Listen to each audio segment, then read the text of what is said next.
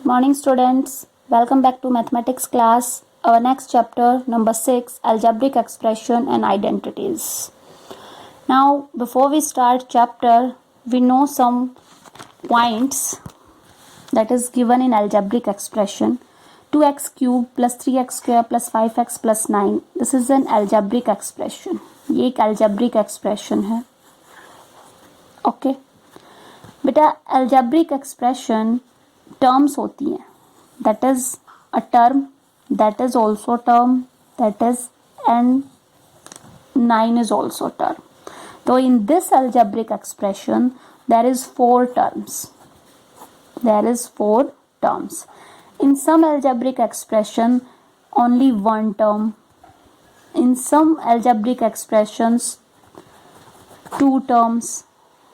तो अगर हम इनको टर्म वाइज सेपरेट करते हैं तो हम लिखेंगे 2x क्यूब एक टर्म है, उसके बाद 3x स्क्वायर अनदर टर्म है, उसके बाद 5x अनदर टर्म है and 9 is also another term.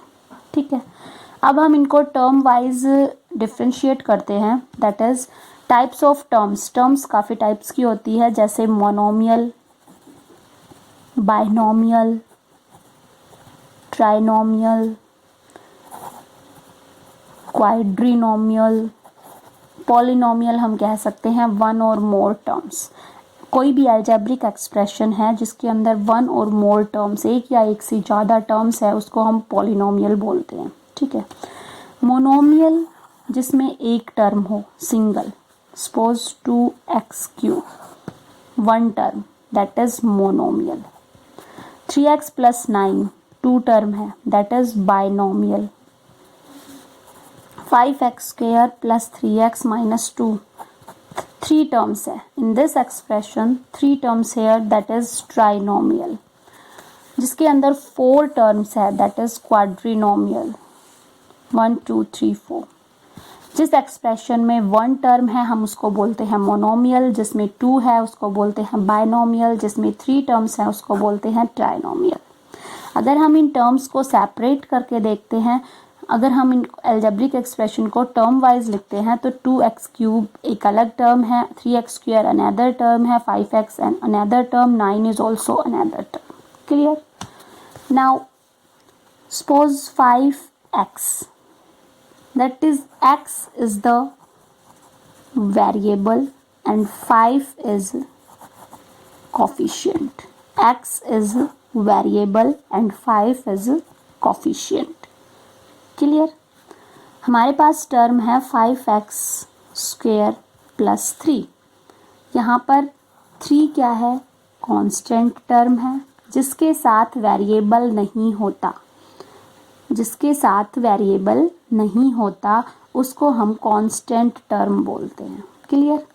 अब हमसे पूछा जाता है कोफिशिएंट. सपोज x स्क्वायर एक वेरिएबल है, x वेरिएबल है, x स्क्वायर का कोफिशिएंट पूछा जाता है. What is the coefficient of x square, तो आप कहोगे 5. कोफिशिएंट क्या है, 5. क्लियर. यहाँ पर अगर x का कोफिशिएंट पूछा जाए तो आप कहोगे 3. कांस्टेंट टर्म क्या है, -2. x स्क्वायर का कोफिशिएंट क्या है, 5. क्लियर. जो अल्फ़ाबेटिकल टर्म्स वर्ड्स हैं, दैट इज़ वेरिएबल. जो न्यूमेरिकल टर्म होती है उसके आगे वो कोफिशिएंट होती है. जिनके साथ वेरिएबल टर्म नहीं होती उनको हम कांस्टेंट टर्म बोलते हैं. क्लियर.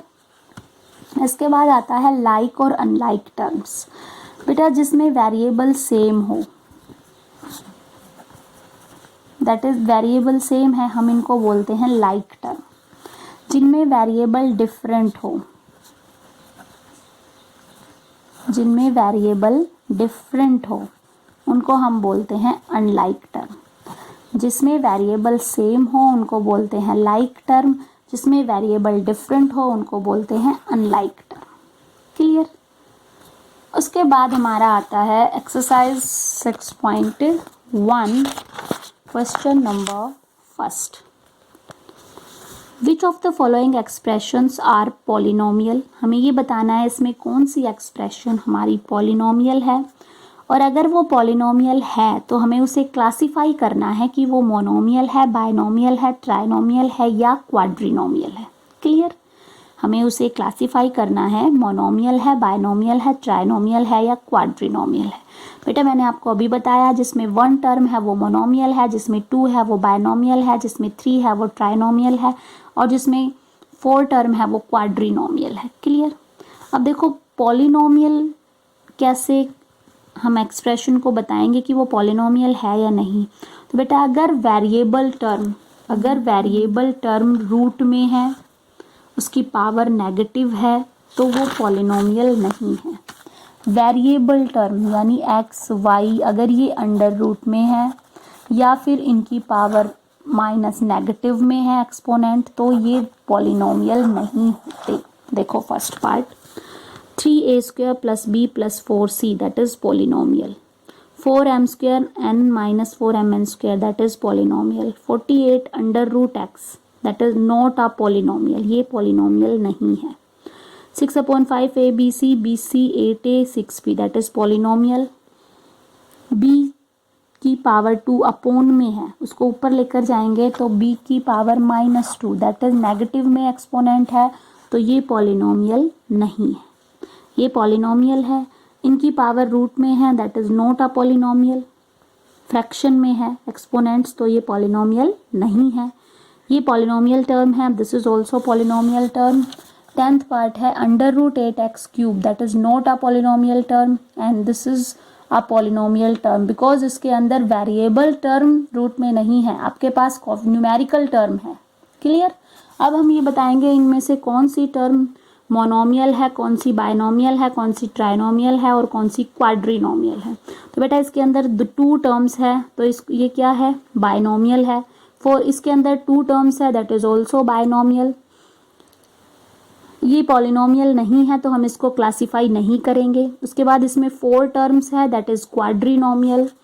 इसके अंदर ये पॉलिनोमियल नहीं है, इसको हम क्लासीफाई नहीं करेंगे। इसके बाद 4 टर्म्स है, दैट इज क्वाड्रिनोमियल, ये पॉलिनोमियल नहीं है। Next 8th part that is monomial, एक टर्म है सिंगल, तो ये मोनोमियल है।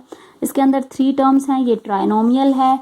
एंड नेक्स्ट 11th पार्ट में इसके अंदर 3 टर्म्स है, दैट इज ऑल्सो ट्राइनोमियल। जिसमें 3 टर्म्स है वो ट्राइनोमियल है, जिसमें 2 है वो बायनोमियल, जिसमें 1 है वो मोनोमियल और जिसमें 4 है वो क्वाड्रिनोमियल। और this is not a polynomial, तो हम इसको क्लासीफाई नहीं कर सकते। क्लियर। नेक्स्ट हमारा आता है question number 2, identify the numerical coefficient for each term of the following polynomial. हमें इनके कॉफिशिएंट्स बताने हैं। कॉफिशिएंट मैंने अभी आपको बताया था कैसे बताते हैं। देखो बेटा फर्स्ट टर्म हमारे पास है x² / 2 -2/3x और +2। x² है तो हम इसको 1/2x² ऐसे कर सकते हैं। तो x² का कॉफिशिएंट यहाँ क्या है, 1/2। इधर x का कॉफिशिएंट क्या है, -2/3। मैंने बताया था बेटा वेरिएबल टर्म को छोड़ के उसके बाद जो न्यूमेरिकल टर्म है वो हमारा कॉफिशिएंट होता है। तो x² / 2 है, x² का कॉफिशिएंट है 1/2, x का कॉफिशिएंट है -7 रहेगा, -2/3 और 2 हमारी कांस्टेंट टर्म है, 2 हमारी कांस्टेंट टर्म है। नेक्स्ट सेकंड पार्ट है 2a² -ab² और -5b³, 2a² -ab² -5b³। इसके अंदर देखो बेटा a²b कॉफिशिएंट टर्म क्या है, 2। ये वेरिएबल टर्म है, कॉफिशिएंट टर्म क्या है, -1। कुछ नहीं है तो हम 1 मानेंगे, नेगेटिव साइन। क्लियर। b³ का कॉफिशिएंट क्या है, -5। हमने कॉफिशिएंट टर्म लिखनी है सभी टर्म्स की। इसकी कॉफिशिएंट 2, इसका -1 और इसका -5। Similarly in third part 5 -2p और 3q। 5 क्या है, कांस्टेंट टर्म है। p का कॉफिशिएंट क्या है, -2 और q का कॉफिशिएंट क्या है, +3।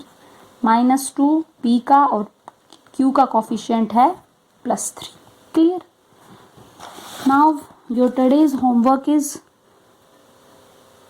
repeat some points, revise and solve question first and second of exercise 6.1 and revise these points, basic points जो मैंने अभी करवाए हैं आपको।